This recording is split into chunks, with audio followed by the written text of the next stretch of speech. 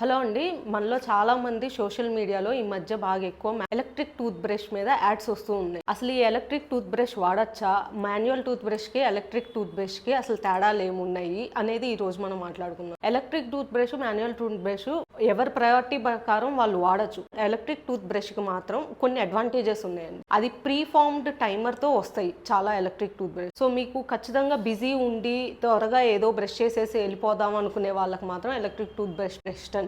ఎందుకంటే దానికి 2 to 3 minutes మీరు టైమర్ సెట్ చేసుకొని వాడుకోవచ్చు. ఇంకోటి, కొంతమంది పళ్ళు చాలా బాగుండాలని చెప్పి గట్టిగా రుద్దేస్తూ ఉంటారు, గార పట్టకుండా ఉండకూడదని. ఎలక్ట్రిక్ టూత్ బ్రష్ లో స్పీడ్ లిమిట్ ప్రీ ఫార్మ్డ్ గా ఉంటది. సో పళ్ళకి ఇంతే స్పీడ్ వాడితేనే ఎనామిల్ పాడైపోకుండా ఉంటది. ఇంకోటి, ఎలక్ట్రిక్ టూత్ బ్రష్ బ్రిజిల్స్, కొన్ని బ్రిజిల్స్ ఏమో రొటేట్ అవుతూ ఉంటాయి, కొన్ని ఏమో వైబ్రేషన్ వస్తూ ఉంటాయి. సో అవి కావాల్సిన యాంగిల్లో ఎక్కడైతే గారు ఉంటుందో ఆటోమేటిక్ గా క్లీన్ చేసుకుంటూ ఉంటది. సో ఈ అన్ని పాయింట్స్ వల్ల ఇప్పుడు చాలా మంది ఎలక్ట్రిక్ టూత్ బ్రష్ కి ప్రిఫరెన్స్ ఇస్తున్నారు. ఈ మాన్యువల్ టూత్ బ్రష్ వాడటం వల్ల డిసడ్వాంటేజెస్ ఏమీ లేదండి. మీరు జాగ్రత్తగా ప్రాపర్ బ్రషింగ్ టెక్నిక్ వాడుకోగలిగితే manual tooth brush is also very good. కానీ కిడ్స్ అబోవ్ 8 years వాళ్ళకి మాత్రమే ఎలక్ట్రిక్ టూత్ బ్రష్ వాడాలి. బిలో 8 years మాత్రం మాన్యువల్ టూత్ బ్రషే వాడండి.